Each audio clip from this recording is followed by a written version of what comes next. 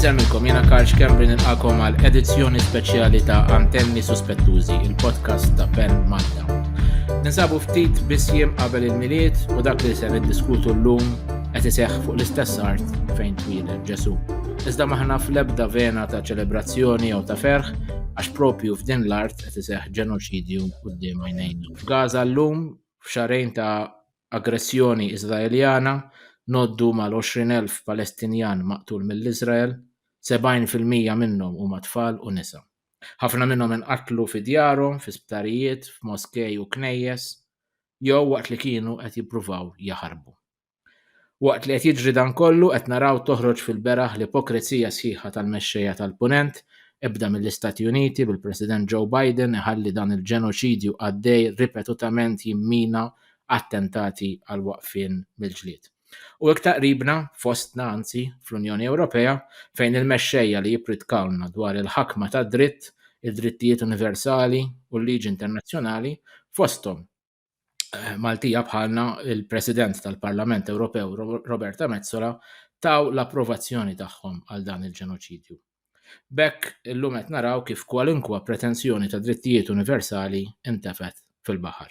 Fi kliem ieħor id-drittijiet universali ma jgħoddux għal-Palestinjani. Il-ħajja tal-Palestinjani tiswa inqas minn tagħna l-Ewropej u tal-kolonizzaturi tagħhom. Miegħi illum għandi mistieden speċjali Walid Nabħan, l-awtur Malti Palestinjan imwieled f'familja ta' refuġjati minn Hebron, trabba l-Ġordan u awtur ta' novelli, poeżiji u romanz importantissimu tiegħu L-Eżodu taċ-Ċikonji li jitratta eżattament l-esperjenza Palestinjana fl-eżilju. Merħba Walid u grazzi tal-li aċċettajt li tingħaqad miegħi llum. Merħba bik, Karl. Grazzi. Kif inti Walid l-ewwel net? Kif għaddej minn dan iż-żmien tant tikraħ? Ma tantx għaddej tajjeb u speċi l-poplu tiegħek qed kuljum. U aħna poplu żgħir ġifieri ma tgħidx li aħna 200 miljun. Jekk nibqgħu sejrin hekk ħaninqerdu. Le ma tantx għaddej minn żmien sabiħ nkella. Jiena m'għandi l-ebda problema niddikjara minnu fih li Gaza hija kwistjoni personali ħafna. Kif inhi għalik ma jiena għext hemm għal 4 snin u għandi fost l-eqreb ħbieb li qatt tagħmel f'ħajti. Inti għandek raba f'Gaza bħalissa. Kif huma x'qed jgħidulek? Għandi raba u kuġini u nista' ngħidlek tlift il-kuntatt ma' nofs sħabi għax kelli ħafna ħbib fil-Gaza u tlift il-kuntatt magħhom, jiġifieri ħaġa żgħira jkunu nqatlu. Il-kuntatt jgħat jinqata ħafna għaliex m'hemmx telekomunikazzjoni stabbli u ħafna. Gaza ilha daw l-aħħar 4 tiem mingħajr internet, mingħajr x'ismu jiġifieri ma tistax tikkomunika. U dan il-punishment kastig kollettiv ma nistax nifhem għalfejn.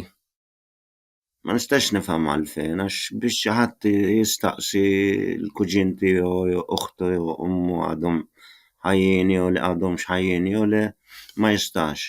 Jiġifieri sitwazzjoni diffiċli hu.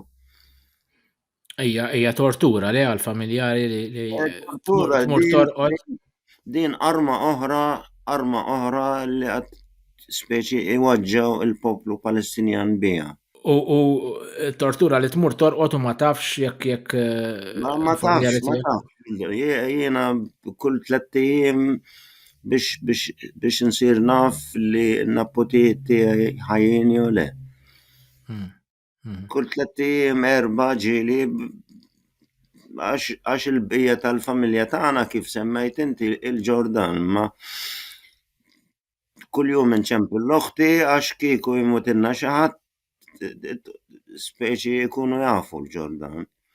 Ara daqsxejn jiġifieri trid tġib l-aħbarijiet mill-Ġordan. L-aħħar li kellek kuntatt mal-qraba tiegħek f'Gaza x'kienu qed jgħidu, x'kienu qed iġarbu li tista' tibqa' tiftakar jibqgħu f'moħħok? Kar qed jgħiduli qed jieklu nofs darba fil-jum, fil-jum. u biex issib fl-xkun ilma nadif biċċa li ma ngħidlekx. Alright, forsi l-kbar jissapportjaw imma tarbija trid tiekol mhux darba u tnejn.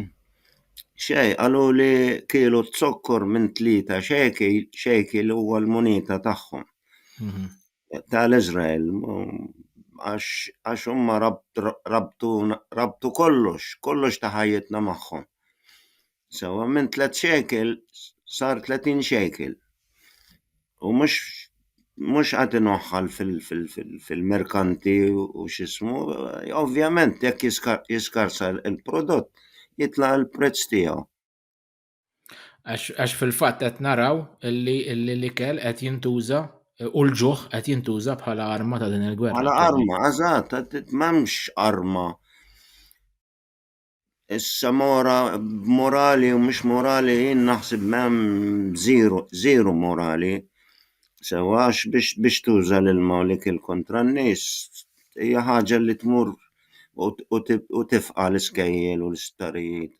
Xi ħaġa qatt ma smajna fuqha fil-gwerer kollha tad-dinja. Qatt ma smajna fuqha, imma huma jridu ikissru dak aħna ngħidulu l-inkubatur tar-reżistenza. Issa ħadd tgħidli Ħamas u mhux Ħamas, jiena minix mal-Ħamas qed ngħidha ċaru tont, imma jiena mal-poplu tiegħi.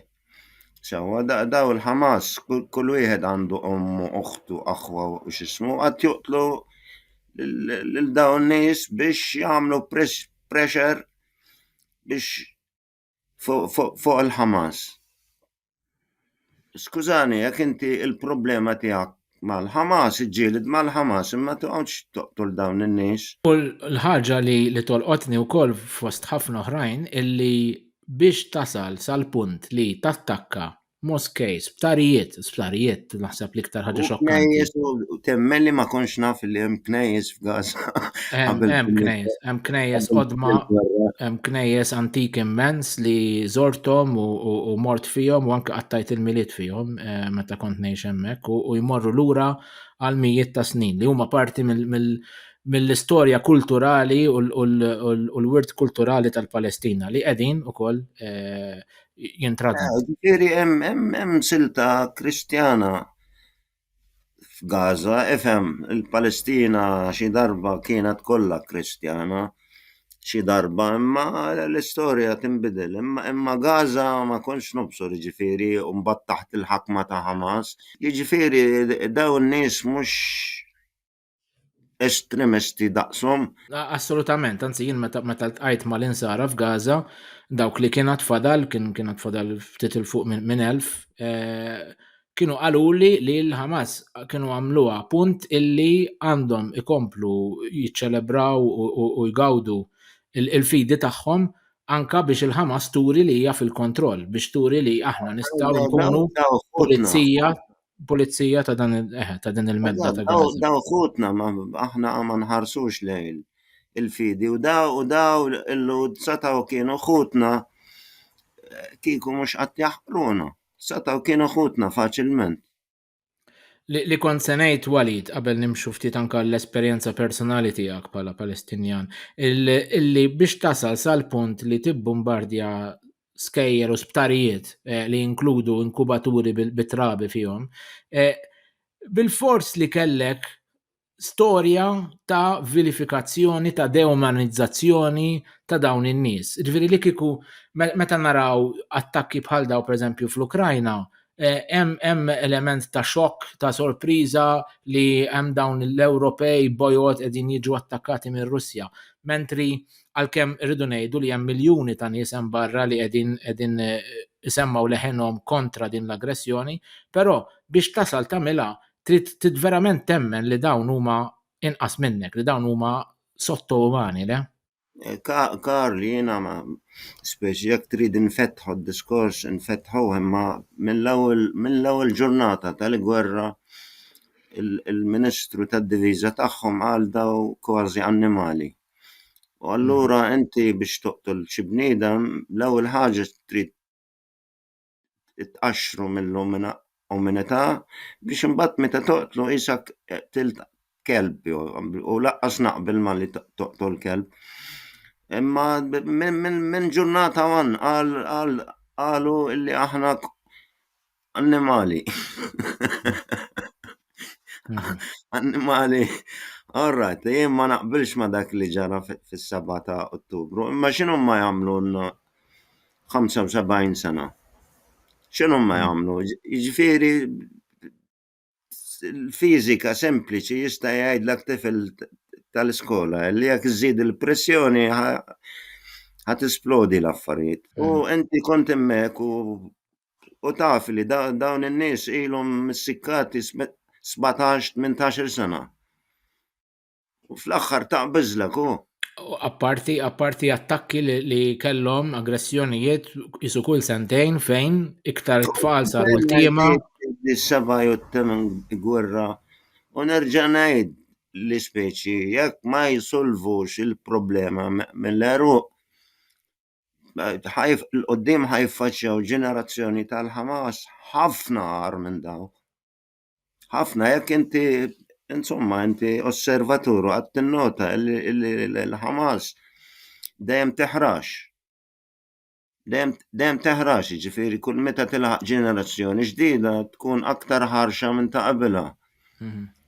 U l-ironija li l-Ħamas mhumiex leħrex mir-reżistenza, hemm oħrajn li l-Ħamas iżommhom ftit f'posthom għaliex għandhom aġenda ħafna iżjed distruttiva minn Ħamas. Il-Ħamas trid tigverna fl-aħħar mill-aħħar, jiġifieri. Dejjena dak l-akbar żbal li għamlu l-Ħamas missum ma daħlux fil-proċess politiku. Jekk inti reżistenza ebqa' reżistenza ma jistax ikun gvern u reżistenza fl-istess ħin. Nifhem il-punt tiegħek Walid, però jekk xejn il-Ħamas kellhom il-lubija li joħorġu għall-politika u jkunu b'xi mod demokratiċi għal żmien qasir. Huma rabħu l-elezzjonijiet b'mod demokratiku u n-nies ma rridux għalkemm id-dinja bagħtet osservaturi u xi għadurhom daw li jieħdu ħsieb osservaturi tal-elezzjoni, osservaturi elettorali. U qalu li kienet elezzjoni nadifissima imma d-dinja ma ċċettatx ir-riżultati. Eżatt, jiġifieri ġew ikkastigati meta wrew mument ta' willingness ta' qbil li ipoġġu l-armi fil-ġemp u jġibu ruħhom ta' politiċi. Sal-bieraħ stess Netanyahu kien qed jiftaħar illi jiena waqqaft iż-żewġ state solutions ilni 20 sena nirreżisti. Kif ħataqbad tiftiehem ma' karattru bħal dan? Jiġifieri għandhom deċiżjoni illi ma jridx iqum Stat Palestinjan għalkemm jekk jitwaqqaf Stat Palestinjan naħliflek fil-ġid tagħna u tagħhom. Fil-ġid tagħna tnejn jekk jitwaqqaf Stat Palestinjan u kapaċi jgħix kif dejjem qalu il-ponent x'ismu kapaċi jgħix kif ħajgħix jekk inti kull sentejn tlieta qed titkissirlu kull ħaġa li jibni qed titkissirha. Walid, id-domanda kruċjali li għandi għalik mhux biss bħala Palestinjan imma bħala awtur qabel xejn. Fid-dawl ta' dan kollu li qed jiġri f'Gaza, fejn fost l-oħrajn qed naraw awturi wara ieħor li nqatlu, ġurnalisti, kameramen, intellettwali, poeti qed jinqatlu b'impunità totali. Fid-dawl ta' dan il-galluni ta' dem. X'fejda jifdlilha l-letteratura? Inti x'tieħu minnha l-letteratura f'mument bħal dan? Da li qed jiġri mhux letteratura, da massakru, imma biex tkun taf li dan ġurnalist u qiegħed mat-tim tiegħu u tibgħatlu missilu dana qatt ma smajt bih. Ifhem di l-letteratura ħatoħroġ wara bħalissa m'għandniex ċans għal-letteratura. Lanqas għandna ċans biex nidfnu mejtinna, immaġina. Biex nidfu l-majtin qegħdin jagħmlu ħofur kbar u speċi ħafna mill-familjari lanqas jafu illi wliedhom mietu. Il-literatura tiġi wara ġifieri għalkemm nerġa' ngħidlek di mhux literatura u mhux immaġinazzjoni u mhux x'ismu qed nitkellmu fuq ħajja u mewt. Assolutament. U saqsejtek di domanda għaliex niġu f'sitwazzjoni fej kważi l-kliem ma jifdax kliem, ma jifdalx kliem. Bħalissa jekk nikteb l-isbaħ pożija ta' mħabba min ħajati kasa, Karl? Min ħajati kasa? Xi ħadd mietlu nofs il-familja ħajoqgħod japprezza pożija. Minkejja dan li qed ngħidu Walid, irrid hawnhekk nagħmel waqfa qasira għal awtur, poeta u professur tal-letteratura Ingliża li nqatel fis-6 ta' Diċembru fid-dar toħtu flimkien mal-qraba tiegħu, Rifat Al-Harir, illi kien kiteb poeżija ftit jiem qabel ma nqatel u poġġija anke fuq il-midja soċjali u li qaleb il-poeżija tiegħu għal Malti uqra rajilna Stephen Kakija li jisimha Jekk jiena għandi mmut. Nisimgħu din il-poeżija u narġgħu lura. Ejju, rajta. Jekk jien għandi mmut, jeħtieġ li inti tgħix biex ittaraf ġrajieti, biex tbiħli ħwejġi, ħalli tixtri biċċa drab bajda u daqsxejn spak. Għamilha bajda b'demba twil, ħalli tifel jew tifla x'imkien f'Gaza waqt li jħarsu lejn għajn is-sema u jistennew il-missierhom ġej lura wara li telaqhom f'ħuġġieġa u ma sellem il-ħadd lanqas il-laħmu stess, lanqas lu nnifsu jaraw it-tajra li għammet li ttir hemm fuq u għalwaqt wieħed biss jistħajlu li hemm anġlu qiegħed iroddilhom lura l-imħabba. Jekk jien għandi mmut, ħallija ġġib it-tama, ħallija issir ġrajja. Walid, niġu lura għall-esperjenza tiegħek personali. Inti fl-eżodu ta' ċikonji tlaqqana ma' l-esperjenza ta' Palestinjan refuġjat fil-Ġordan, Nabil, romanz li ta' min ukoll jgħid rebaħ il-Premju Nazzjonali tal-Ktieb u anke il-Premju Ewropew tal-Letteratura, tradott għal diversi lingwi. Nistgħu ngħidu li ħafna minn din l-istorja hija marbuta intimament ma' dik ta' ħajtek, l-istorja ta' ħajtek. Eżatt. Sakemm sellimutu illi qed li x'ismu dik autobiography. Hemm element enormi autobiografiku. Tista' tispjegalna ftit x'kienet l-esperjenza tiegħek li tikber fil-Ġordan?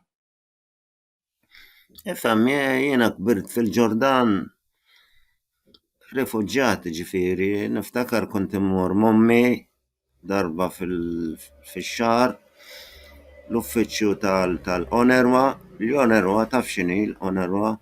Ejja, l-Aġenzija tal-Ġnus Magħquda li tieħu ħsieb ir-refuġjati Palestinjani. Il-Palestinjani kienet iġġib ftit dqiq, ftit żejt, ftit sukkur, imma umiljazzjoni li ma ngħidlekx ġifieri. Umiljazzjoni, kunna mmorru minn sbieħ Alla qabel fil-għaxija ma neħelsux minħabba daw ċuċati. Ġifieri apparti li ma nixtieqx niftaħ dan il-xismu imma kunna trattati bħala second citizens fil-Ġordan. Ġifieri meta tapplika għal xi xogħol u jaraw ismek u kunjomok, insija x-xogħol.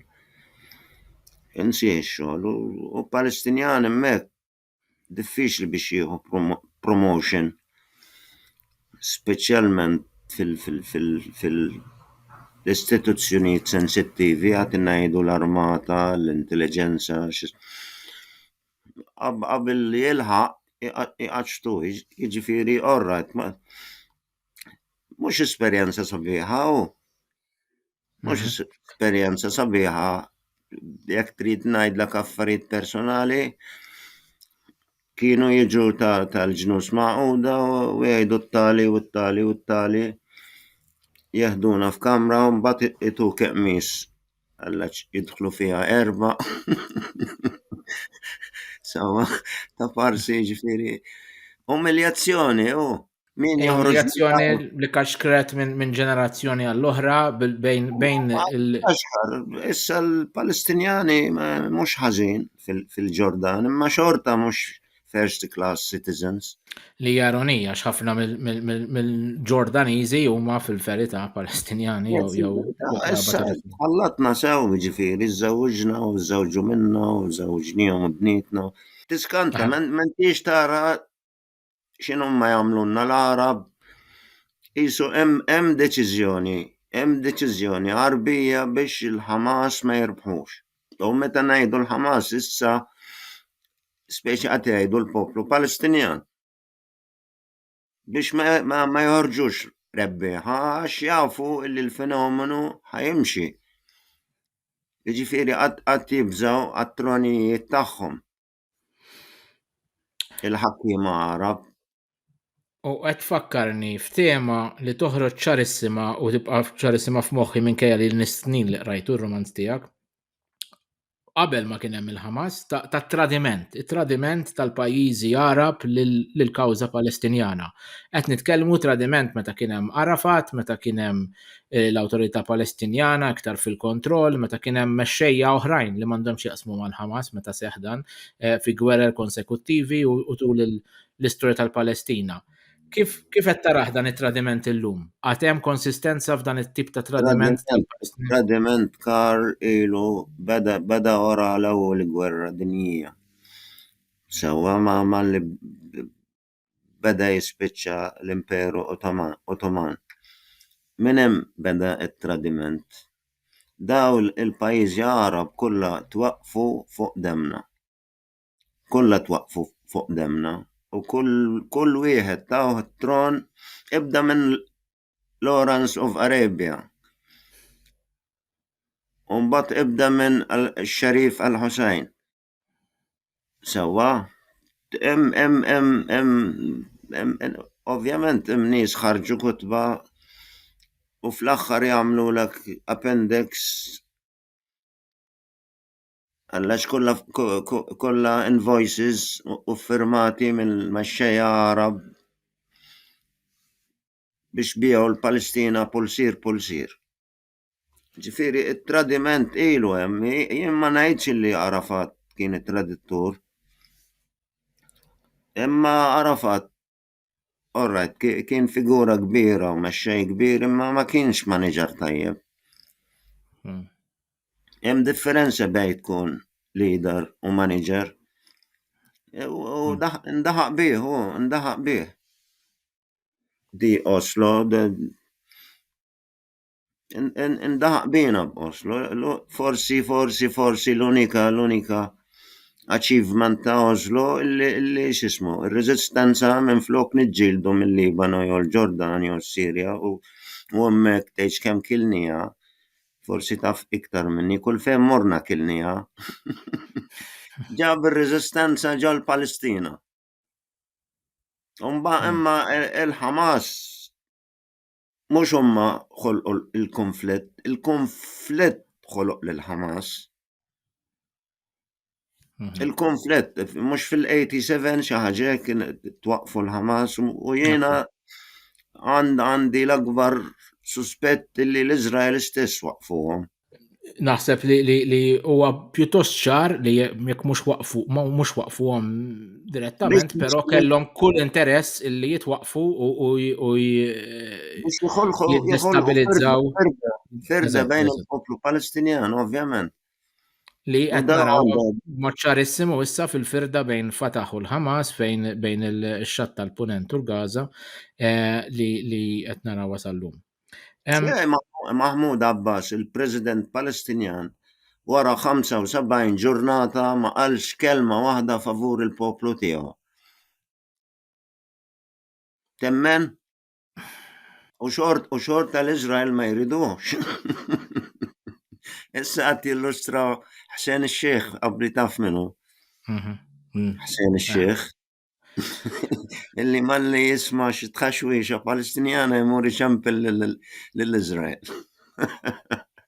Da ħajmaxxi l-poplu Palestinjan fġie l-Madonna.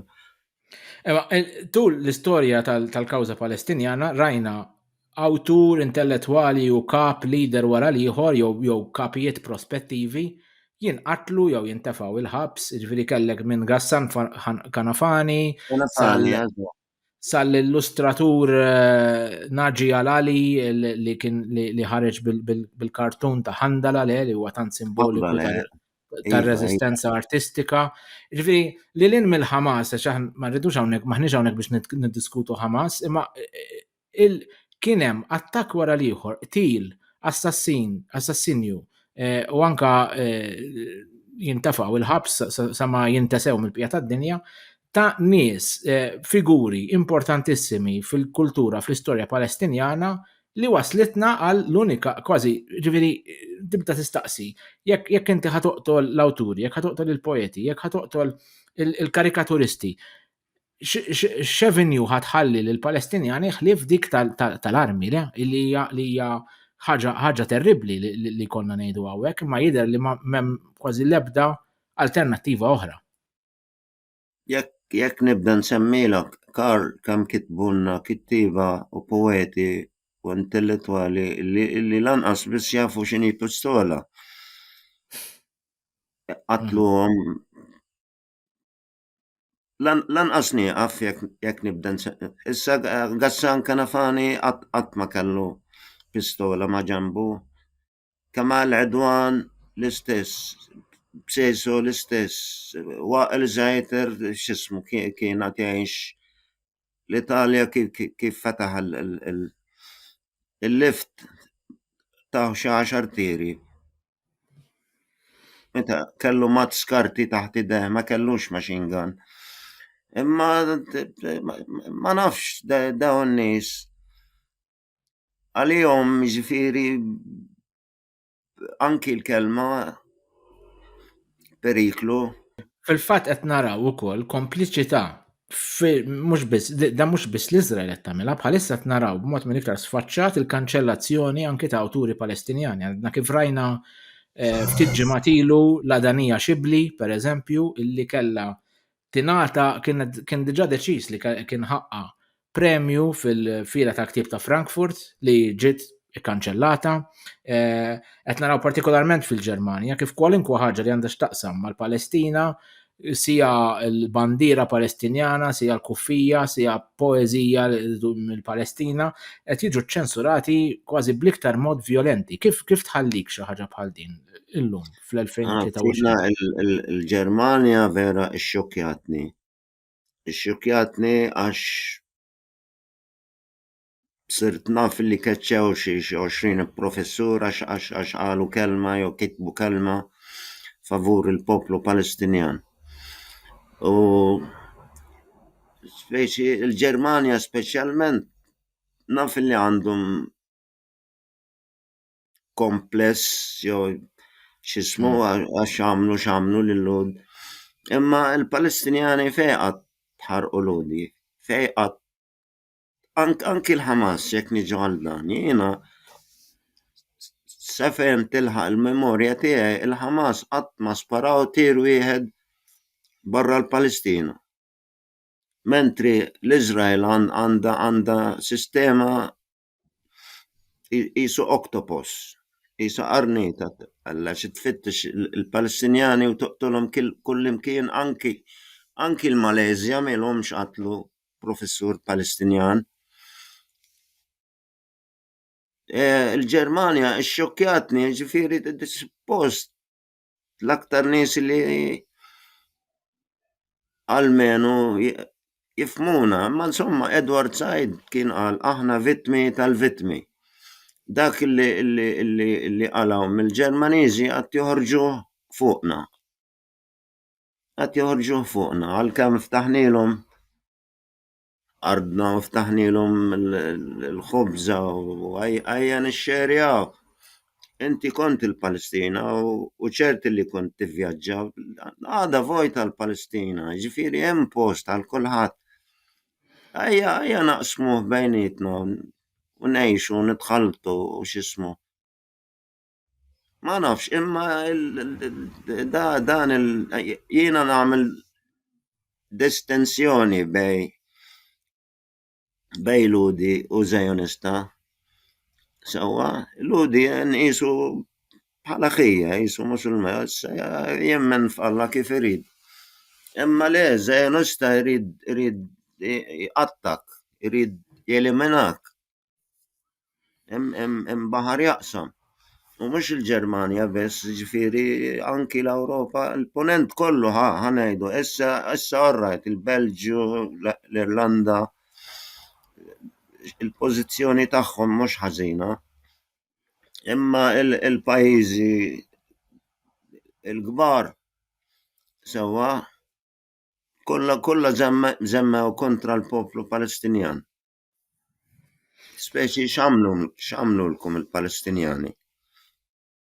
L-Amerika, il-Kanada, l-Awstralja, Ġermanja, anki l-Italja, immaġina l-Italja. U ma nafx min u anki l-Ġappun. Il-Ġappun. Imma taf inti id-dinja magħmula fuq kif taqbad tgħid.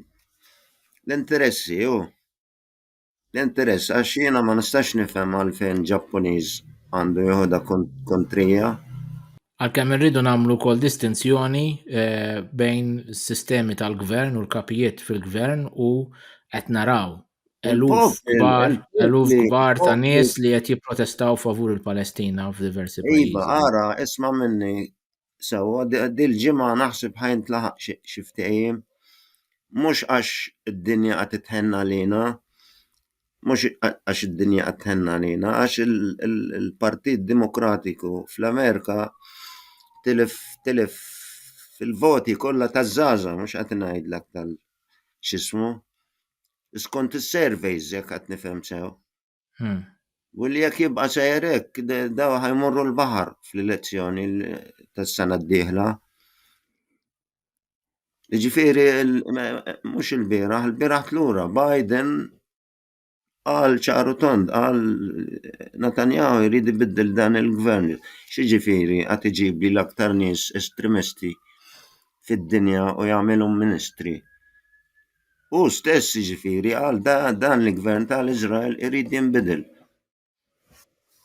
U l-Amerikani huma l-unika nies li jista' jwaqfu l-gwerra. Issa ħajrasqu proġett fil-Security Council u naħseb Malta x'ismu waħda mill-pajjiżi involuti. U ħanajdlek li ħajgħaddi, ġifieri mhux ħajużaw il-vito. Jiena hekk naħseb mhux ħajżaw il-vito għax inkella jaqgħu għannejk waħda enormi.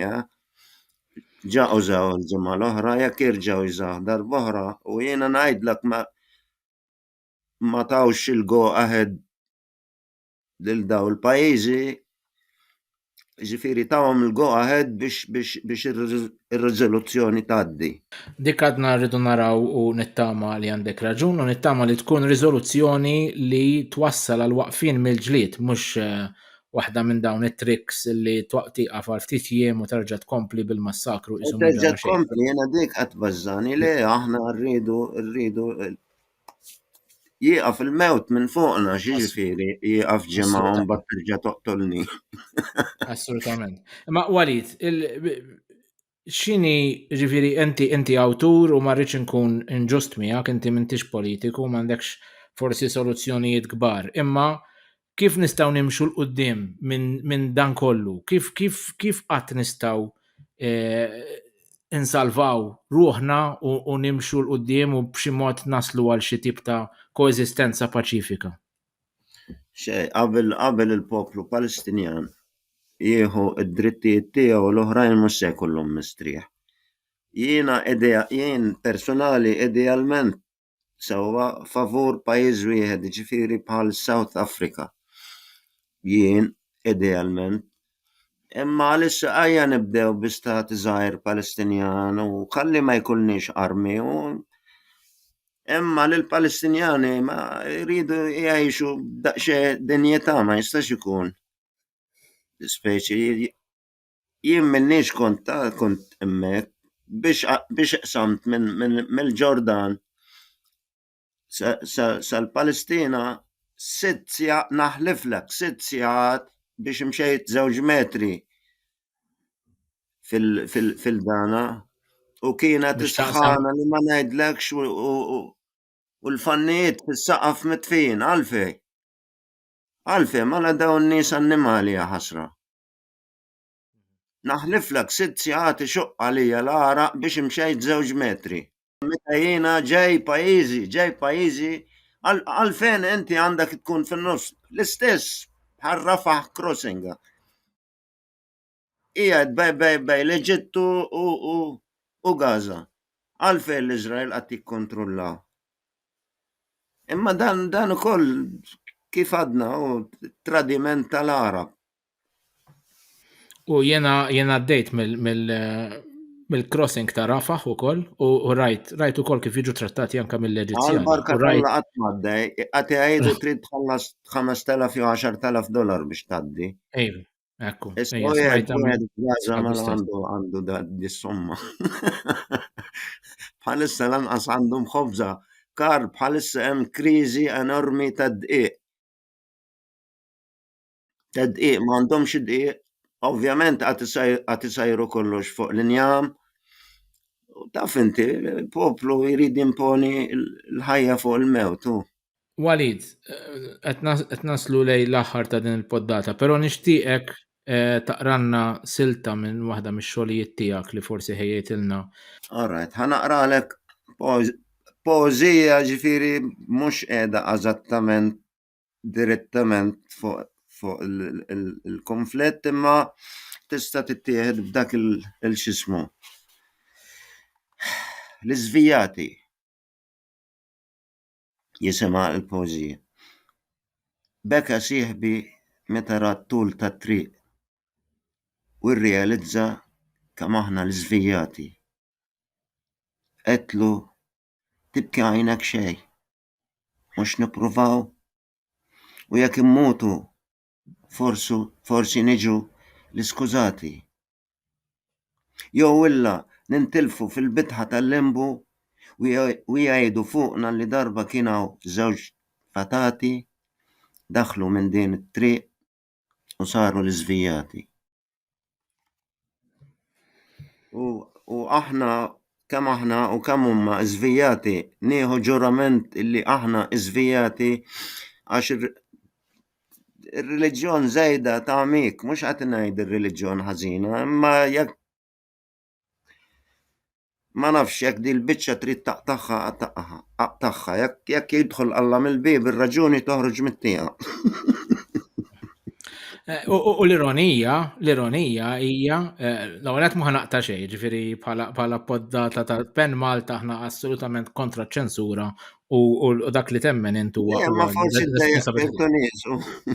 Tiddejjaqhom kemm trid mhix problema, aħna ma niċċensurawx hawnhekk. Imma l-ironija kifra hija li ara kemm ġifieri huma attakkati l-Ħamas għax huma intransiġenti, huma Iżlamisti fundamentalisti, imma kif qed inti meta tħares lejn il-gvern bħalissa ta' Netanyahu huwa eżatt il-mera riflessjoni opposta ta' dik l-intransiġenza li għandna f'Hamas.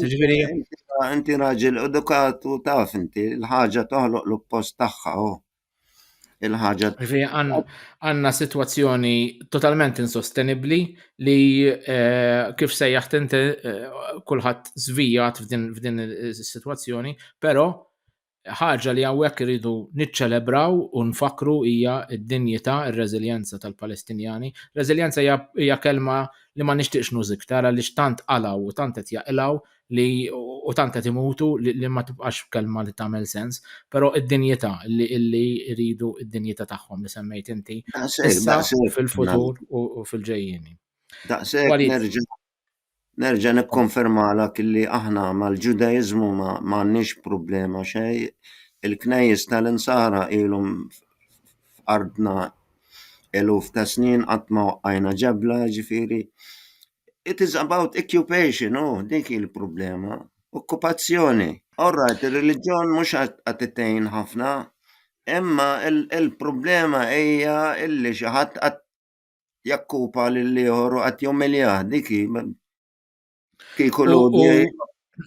sekulari kemm aħna kemm inti u jiena naħseb fost l-iktar sekulari li tista' ssib, però ir-reliġjon tagħti wkoll żvijata kemm iżvijata tagħtik ukoll dik ir-raġġ ta' tama li dan kollu jista' jkollu xi sens. Ġifieri anki jekk int ħadd inqatel f'darek almenu inti sirt martri li għalija hija xi ħaġa terrifikanti ma fl-istess ħin meta ma fadallek xejn nifhem eżattament għaliex tispiċċa f'dik is-sitwazzjoni. Di l-kelma martri Karl speċi vintajnija minn flok ngħidu mejjed. Jiena hekk nifhem. Martri ta' xiex, int mejjed daqshekk. U meta tmut dik l-aħħar ħaġa li tista' tiġrilek. Imma hija mod kif jgħixu ma' din l-assurdità. Hija tip ta' placebo speċi biex tneżżil ċertu affarijiet. Walid, grazzi ħafna tal-ħin tiegħek u ta' din id-diskussjoni ferm importanti. Grazzi ħafna wkoll is-semmija li segwewna, nixtiequlhom il-miliet u l-festit tajba, aħna nerġgħu nkunu magħkom is-sena d-dieħla b'poddati ġodda bi skeda ġdida mawturi ta' żmienna. Sa dan it-tant saħħa u grazzi. Grazzi Karl, grazzi ciao. Nitkellmu.